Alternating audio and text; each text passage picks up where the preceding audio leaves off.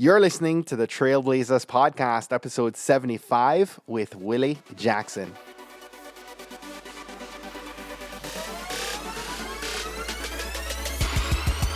You're listening to the Trailblazers Podcast, where we will explore the stories of successful Black professionals. Join us as we highlight the knowledge, resources, and tools of these accomplished trailblazers to help provide the know-how, confidence, and motivation you need to blaze your trail. And now, here's your host, Stephen Hart. Hello and welcome to another episode of the Trailblazers Podcast. I'm really excited. Today is a double milestone episode. We're celebrating episode 75, guys. This is really crazy to me. We're only 25 episodes away from 100. And actually, by the time this airs, I've already gotten through recording almost all the interviews that are going to air this summer. So we're pulling closer and closer to the century mark. I'm really excited. That happens mid-December on the pace that we're on right now. And also, this week marks our 50,000th download, which is pretty crazy, right?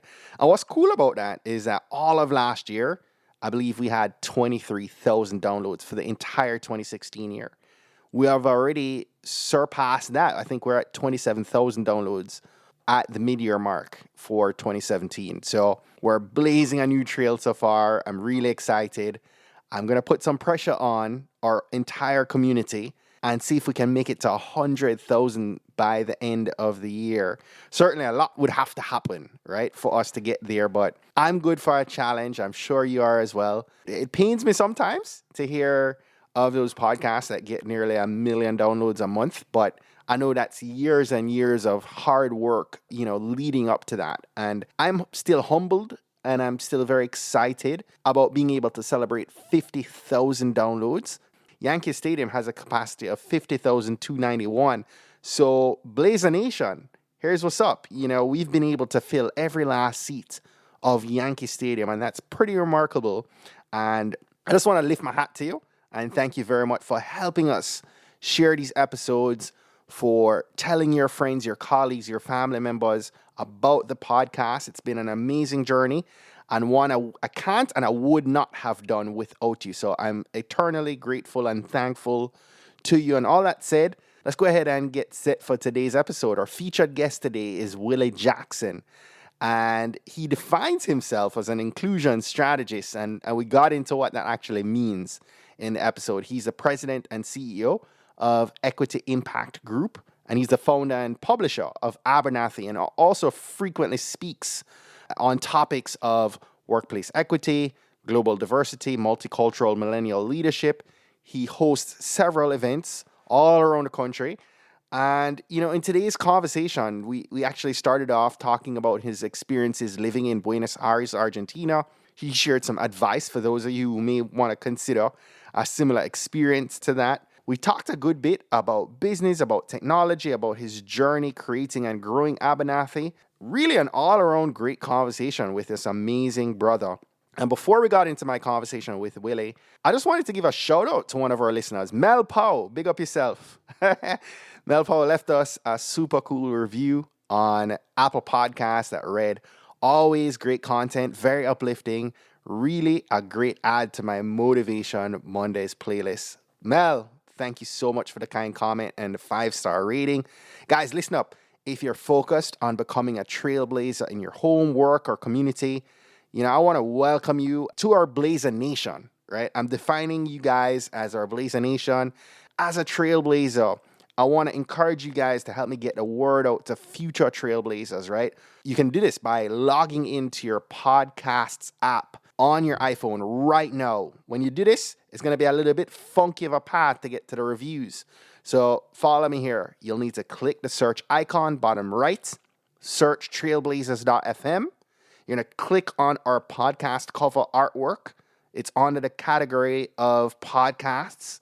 And then you're going to select the reviews tab in the middle of that page and press the link below there that says write a review. If you're a listener and you really enjoy these episodes, this is a big way to show us some love. Leave us a quick 5-star rating and a comment. Let me know how Trailblazers Podcast has helped you to grow.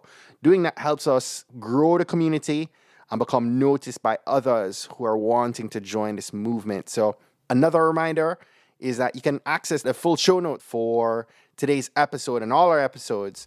You can hop on over to tbpod.com. That said, let's get set to receive some mission fuel from today's trailblazer, Willie Jackson. Hope you enjoy. Willie, welcome to the show, and thanks for spending some time with us, brother. Thank you for having me. I'm excited to be with you today.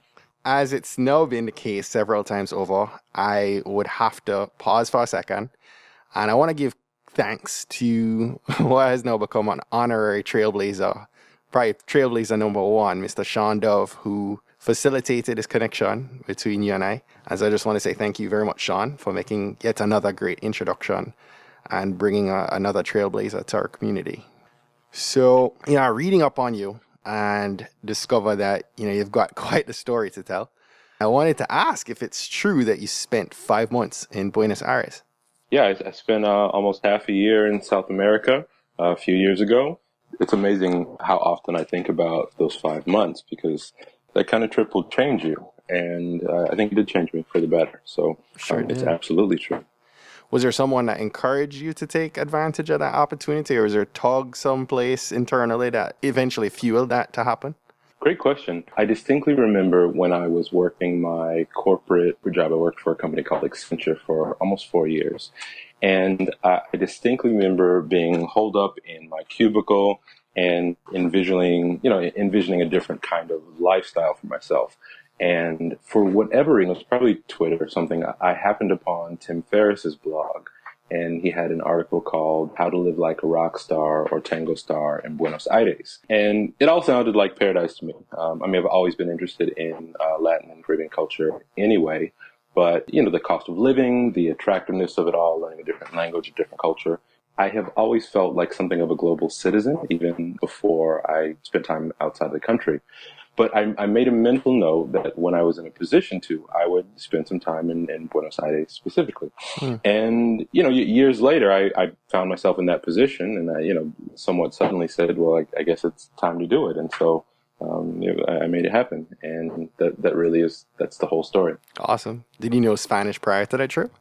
No, well, I picked up enough to get me where I needed to go, but there's such a strong expat community, and especially a community around people who spend U.S. dollars there, right, that, a dozen words and you're probably okay. Maybe it's not the most thoughtful way to open a different culture, but I got by with very little functional Spanish. I've heard it said that their Spanish is a little bit different than the Spanish that would be spoken in Spain. It's true. It's a dialect. It's right. And the rest of Latin America just absolutely rolls their eyes at the Argentines. There's such fascinating factors at work there. But yeah, it's unique, man. That's neat. What would be your ultimate advice to someone who is looking to do something similar and immerse themselves in a foreign culture? What an interesting question. Remember that places are just places. People are just people. You'll be fine. It's scary, yes, but that's mostly the story we're telling ourselves. That there were people there. They like coffee. They like chocolate. They like ice cream. See the world. You deserve it. Yes. So we're going to bring things forward and talk a little bit about a few of the areas of focus for you today. But before we dive deeper, I wanted to understand a little bit more about what excites Willie Jackson most today. Wow. What excites me most? I see our nation changing. Mm-hmm. I'm the grandson of sharecroppers, and my dad picked cotton in the segregated South. He's alive. He's 73, and so it really is remarkable. And I say this all the time. It really is remarkable how much progress we have seen for Black folks in the United States in 2 lifetimes. And that fact is not lost on me because I've become more in touch with my lineage and my heritage as a result of publishing an online magazine for Black men for 2.5 years. We just published our 400th article. Wow! And so this journey has been completely for me. It has been a complete coming of age story for me as a Black person in the United States, and seeing the way in which U.S. history is taking a very interesting turn, in addition to the rate of progress we're seeing and not seeing, despite, living in a time where there could be Trayvon Martin, Philando Castile, and Mike Brown, and also companies being invented that are fusing our consciousness with software. Like, we're living in such a fascinating time, and the revolution is taking place with everything from robotics and artificial intelligence to, human rights. It's hard to overstate how much is changing and how unique this is in the course of human history. And also, to kind of tie this off, there's never been a greater opportunity to do whatever, to start a company or to become magnificently wealthy or to affect change. We have the tools, we have the internet, and we have examples of people who have led the way, to the point of your beautifully named podcast. So we have examples, and we're able to use leverage in ways that our antecedents could never have dreamed of. And so it's just an exciting time to be alive, I guess I would summarize this. Yeah, I want to talk a little bit more about technology in a second on that point, but your bio defines you as an inclusion strategist who empowers thoughtful organizations and the leaders who run them. What does that mean? It's a great question, because I was just making that up when I wrote it. Going back to what I said a moment ago, what we're seeing in technology in particular is a real shift in the way that we're talking about what I would describe as integrating the technology sector. This conversation all started when Willie Jackson, through the Rainbow Push Coalition, was applying pressure to large publicly traded technology organizations about their boards not being very diverse. And this resulted in Google releasing their EEO-1 numbers, which is a government form disclosing the identities, sexuality, gender, ethnicity, and so forth of a company's employees. But this set off a really interesting conversation and a whole lot of pushback about what we're calling diversity and inclusion in tech. And we're just seeing so much happen in this space. And as I started publishing the magazine and sitting on panels and curating panels and putting together events, this conversation became one that I was deeply familiar with. And I was bringing a lens of social justice to it that not a lot of my diversity and inclusion counterparts typically do. And so I'm just seeing so much opportunity here. And the line that you quoted is essentially my way of saying, look, this work is really, really hard for reasons that are nobody's fault and everybody's responsibility.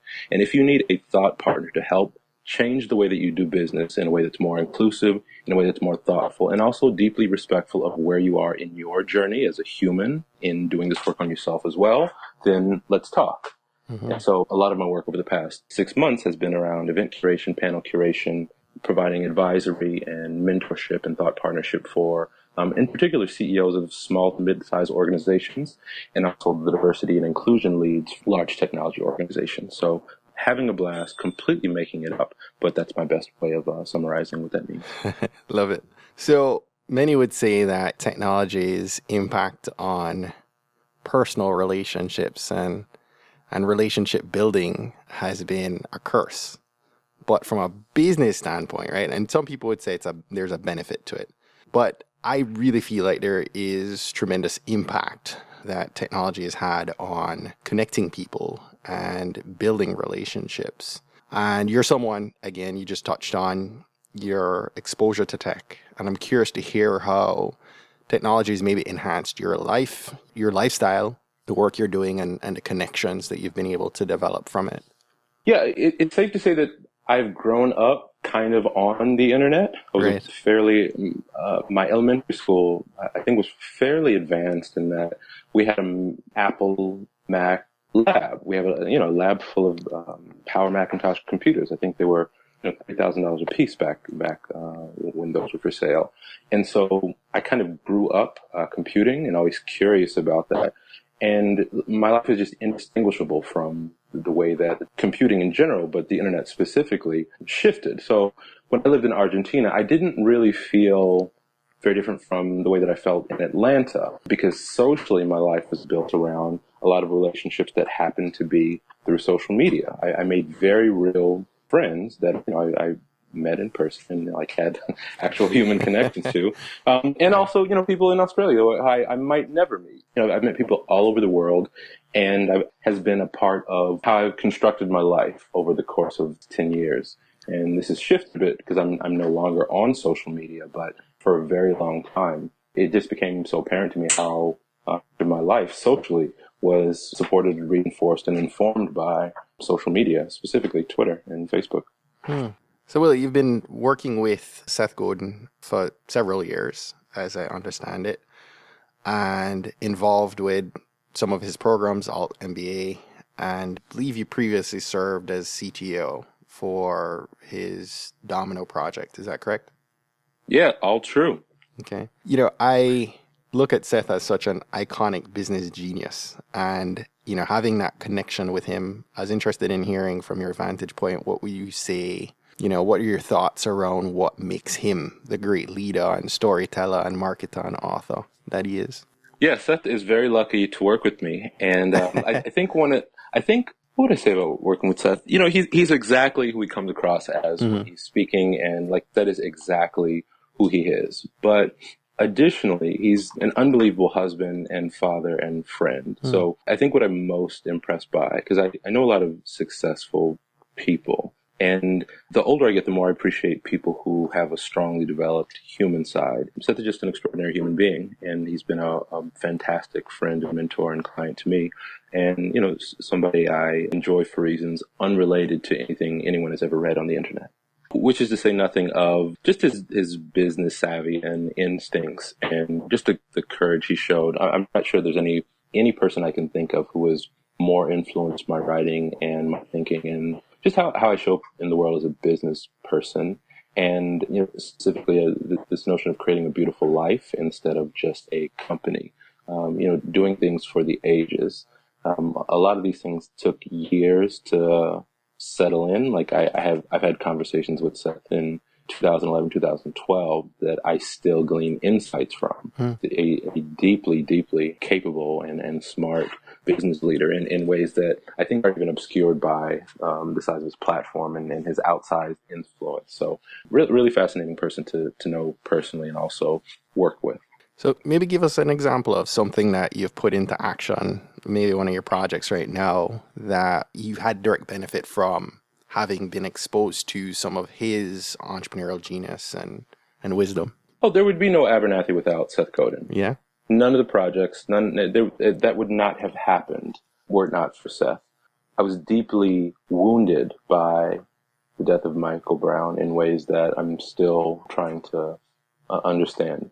And that cracked me open in ways that made me even more impatient with my professional dissatisfaction at the time. And so I reached out to Seth and just following my instincts, and I asked him if he had anything interesting coming down the pipeline because I was looking to make some changes in my professional life. As it turned out, he was dreaming up his next project. We got on the phone. I was in New York the next day. And what we came away from this meeting, that is the speed that Seth moves. So if you've never worked with Seth, it's a fascinating vortex to be in because it's devoid of any unnecessary fluff. Like he really walks the talk and he moves quickly. And so again, I emailed him. We were on the phone 20 minutes later. I was in New York the next day. And a day after that, I had a sense for the rest of, what my next couple of years might look like. Wow. And what came from that conversation and the arrangement was, I would essentially serve as in-house chief technology officer, and he would be an advisor for what became Abernathy. So that's not a story most people know, but that's how Abernathy was born. So everything from the revenue model we tried and, the resulting tens of thousands of dollars that we pulled in our launch project, that was from Seth. Wow. I did the work, but that was 100% instigated by Seth, which tells you a lot about the kind of person he is. Yeah, that's pretty neat, Willie. So you obviously have many talents, right? You're a writer, you're a speaker, you're an advisor. You touched on the fact that IT seems to be your foundation. Such a fast-moving and ever-changing space. Did you always have a desire to pursue a career in technology from an early age? I know you touched on growing up on the internet, but... Yeah, I was always interested in computers, and I guess I had a familiarity and an aptitude for them, more so familiarity, I think, than anything. I needed more of an academic challenge, I now realize, when I was younger, so... I definitely took to computers, and that was that was just part of how I showed up in the world. And then when I went to college, I actually wanted to study medicine. This was long before I actually understood what that meant and the fact that I'd be volunteering for a decade of unpaid labor. But my father sensibly suggested that I explore technology. And so I didn't, it wasn't a deeply held intellectual belief. So I rolled with the suggestion, and yeah, here we are. I ended up being among the first cohort at Florida State University to graduate with the information technology degree. But more than anything, every dollar I've ever made as a technologist has been as a result of a skill that I've taught myself. Like, I have a technology degree, sure, but that's not the useful part of having spent 4 years at Florida State. The useful part of having spent 4 years at Florida State was starting the FSU chapter of the Association of IT Professionals. It was coming into my own as a young leader. It was creating opportunity out of setback, because my sophomore year, I was only taking 4 classes. I had a girlfriend at the time. I was what the French called unfocused. Yeah, that was a joke. And I got a really, really bad grade point average that semester, like awful. Like, I almost lost my scholarship. Wow. And me being the responsible student that I was, I completely didn't tell my parents.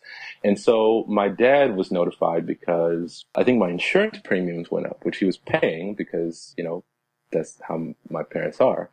And so he found out in a way that was not awesome that I was not doing well in school. And I was on scholarship, so it was not trivial.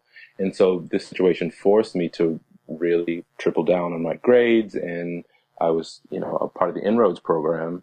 And it was just excruciating because I got into the En-ROADS program, which is a internship program for, I forget what they rebranded the tagline is, but for underrepresented youth.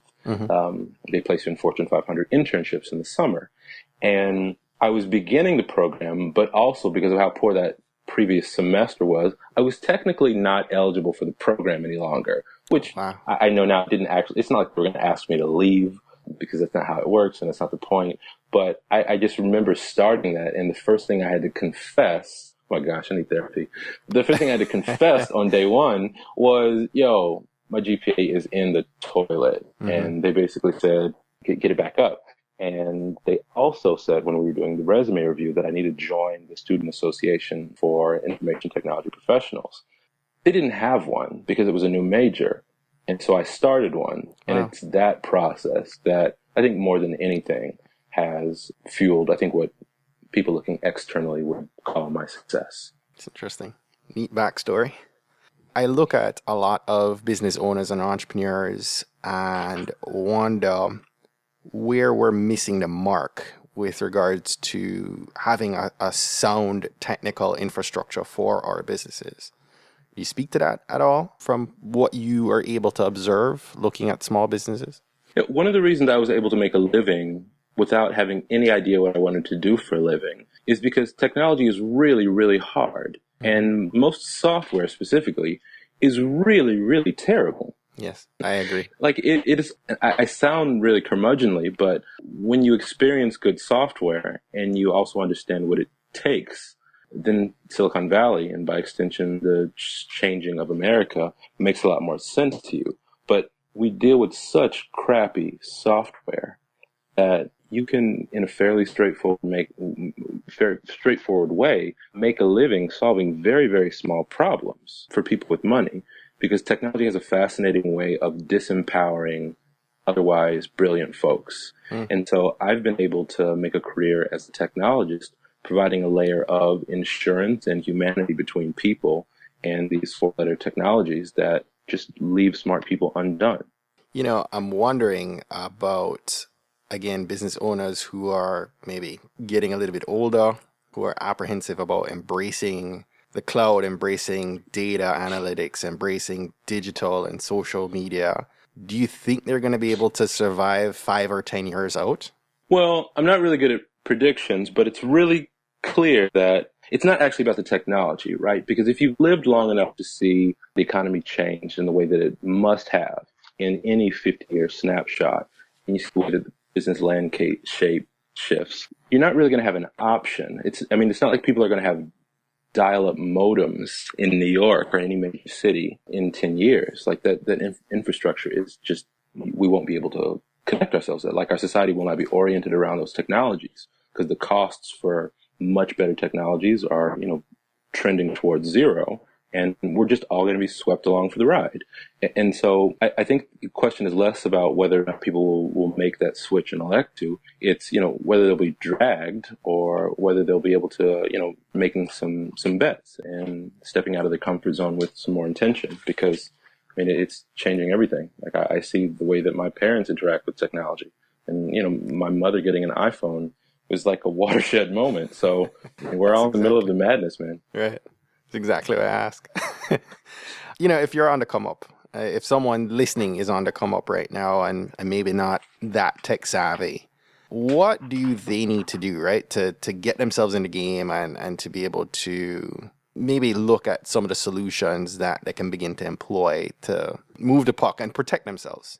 It's an important question. I'm not sure I have a great answer for it, but what I would say more than anything is technology is not particularly hard. It's just a thing, and it's made of other things. And I think the most useful thing that I would invite someone to cultivate is a curiosity about how it works, because it's complicated, but only compared part of the issue is that we shut our minds down and not even embrace. That's exactly right. Yeah, we don't even have a mental model for the basic parts, and part of this is a bit of a shortcoming of the educational system. We should have more technology literacy built into our public schools, and that's not a criticism of public schools, but I think not only make the United States more competitive, but it would address a lot of wasted time and effort and just general corporate inefficiency if we all had a stronger relationship with technology as a society. So soapbox aside, I think that posture and that curiosity and people being able to get over their phobias, because people really feel anxious about tech, like in ways that are just, that really cripple their output, their creative output. We need people to have more comfort with these technologies because we need more folks starting tech companies and being a part of these conversations. One of the reasons there's such disparities in Silicon Valley and in the tech sector more generally is a pure numbers game. There aren't enough Black folks comfortable and curious and competent with the technologies paired with the appropriate pathways and opportunities to make a living doing technology or the work of software engineering for us to have an outsized impact, or literal numbers to have an impact in this sector right now.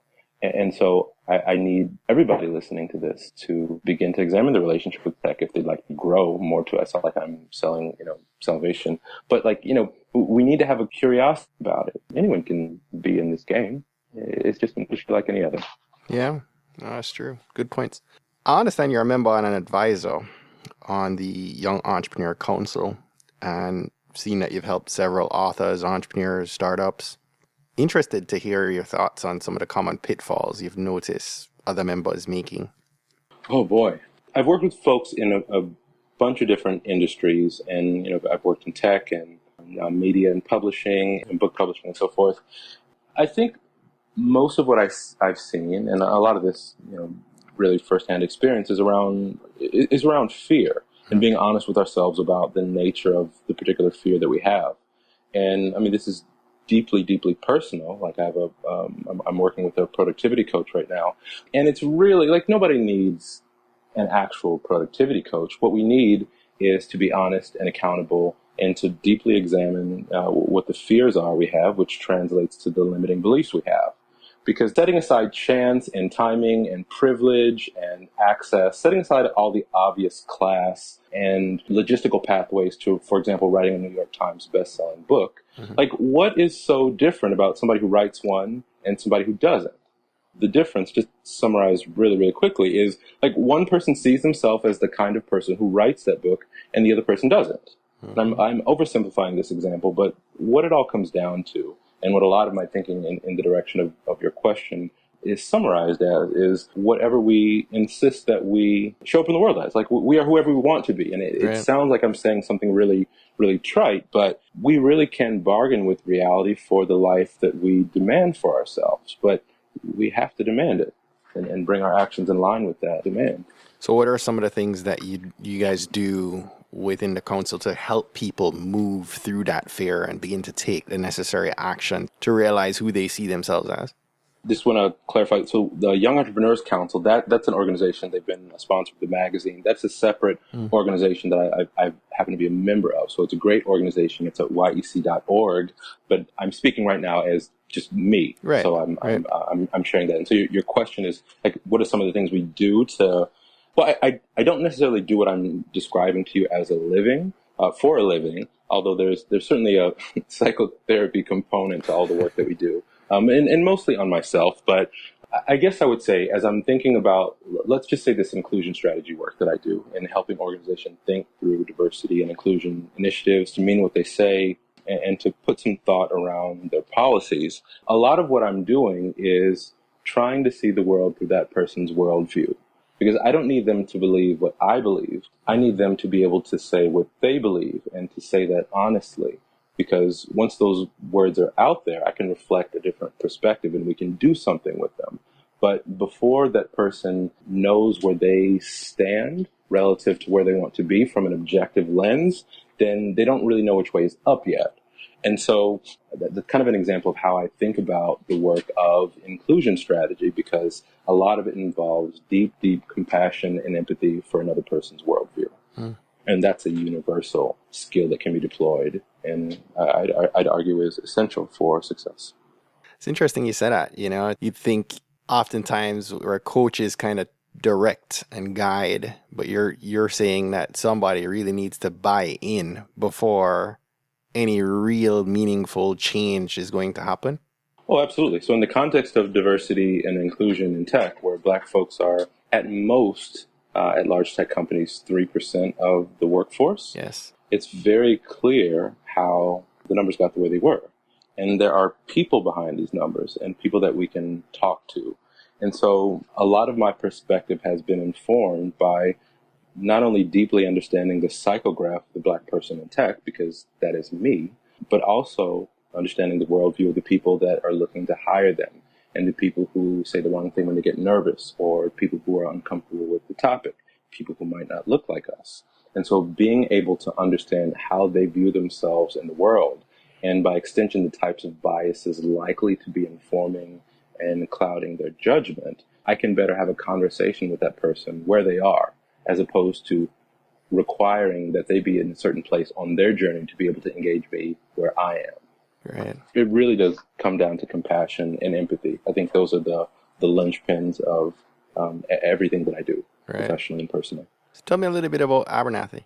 Yeah, as I alluded to a little bit earlier, that it's an online magazine for Black men. It's at AbernathyMagazine.com. And I started this in the wake of my brooding and my rage and my confusion following Mike Brown's death. For whatever reason, I grew up in a way that shielded me just far enough away from a lot of the things that disproportionately affect Black communities, not to have a real sense for what it felt like or what it looked like. I just didn't have those experiences. And so there was something about Mike Brown's death, coupled with social media, coupled with the fact that for the first time, citizen journalists could live stream a narrative unfolding that was counter to what the mainstream media was informing the public.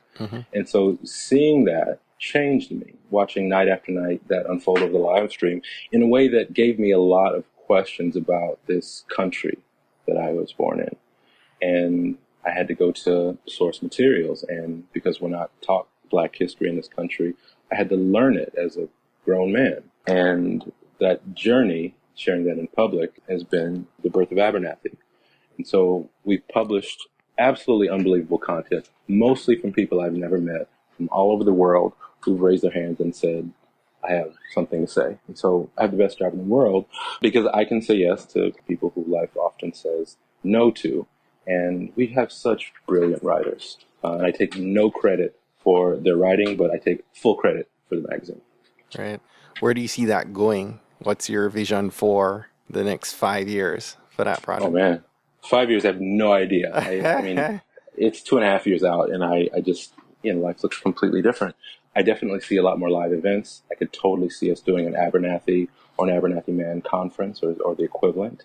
I definitely see an array of professional services, consulting around inclusion and so forth, and really experiential off-site workshops with body movement and dance and drum and ceremony and sharing, like really getting people out of their heads into their bodies and interleaving a lot of ancient and tribal wisdom in ways that we're desperately missing from our society.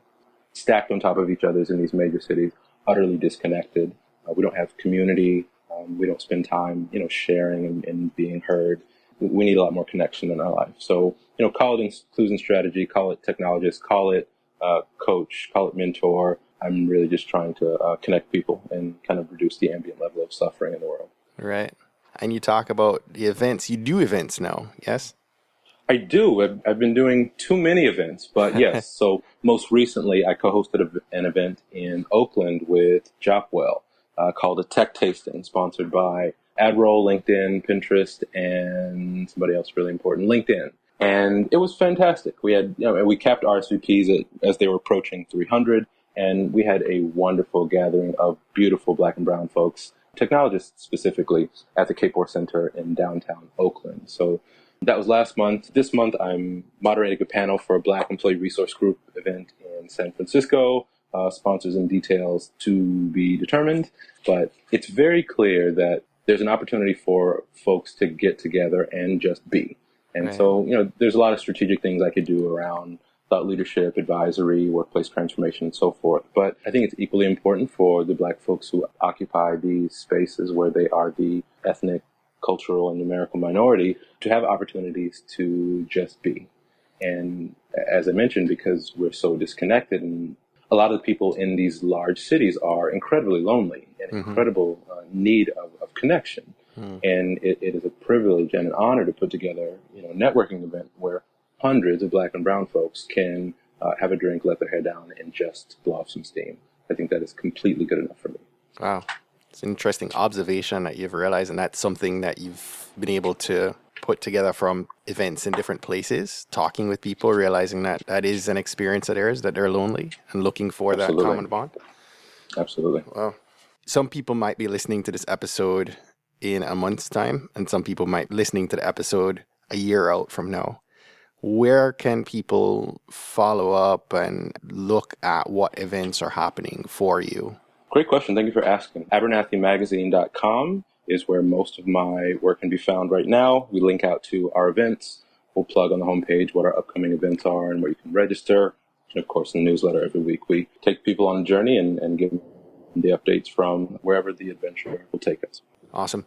Willie, we're almost out of time, but I got a couple more questions for you. Our Trailblazers, Blazer Nation loves to tap into your resources and wisdom, and I'd love for you to maybe share Willie's top recommended ads for summer reading. Anything that you're reading right now that or have read that you think would be good books for us to put on our list? Yeah, absolutely. I just finished a book by the Dalai Lama and Desmond Tutu called The Book on Joy. And that was such a beautiful, beautiful book. I think Black folks in particular would enjoy a way of thinking about viewing suffering and happiness and fulfillment in a way that is not steeped in our typical Western media lens. It's such a beautiful book. I recently read Stealing Fire by Jamie Wheel and Stephen Kotler. It's a really, really good book making its rounds right now. I think the other thing I would recommend is a newsletter, the Fortune Race Ahead newsletter by Ellen McGirt. It is phenomenal, and it's brilliantly curated, and I can't say enough good things about it. It's worth your time. She's just fascinating. Awesome. I'll check those out for sure. Thank you. Last question. What's one action that our aspiring trailblazer hopping off this call should take this week to help them blaze their trail? Email one person and tell them that you're grateful for them and tell them why and mean it. Love it. Willie Jackson, thank you so very much for your time. I enjoyed having this conversation and learning a bit more about you. Anything else you'd like to add before we wrap up? No, I think you've done a phenomenal job, and I'm so honored that you've had me. And despite our scheduling challenges this year, you've done a phenomenal job. Thank you so much, Steve. Thank you. Well, that's it for today. Thanks again for listening to this episode of the Trailblazers podcast. I'll be posting links to all of today's book recommendations and links mentioned on our show notes page at tbpod.com. If today was your first time listening to the Trailblazers podcast, I just want to extend a warm Trailblazers welcome to you. We're so happy to have you here, and we encourage you to go ahead and hit that subscribe button in your favorite podcast app. Go ahead and browse through some of our past episodes to keep the knowledge flowing. If you're a fan of the podcast and today's content, and you're maybe already subscribed to the podcast, please continue to share and invite your friends, your family, your colleagues to listen to an episode that you think might impact them most. We believe that someone listening to these inspiring stories will be moved to make significant changes that will have generational impact for many others, both now and well into the future. Don't miss next week's episode. New episodes are released each and every Monday by about 5 a.m. Eastern. Trailblazers, jump off this podcast today. Go find a way to rise above, go way beyond, and keep blazing your trail. Cheers.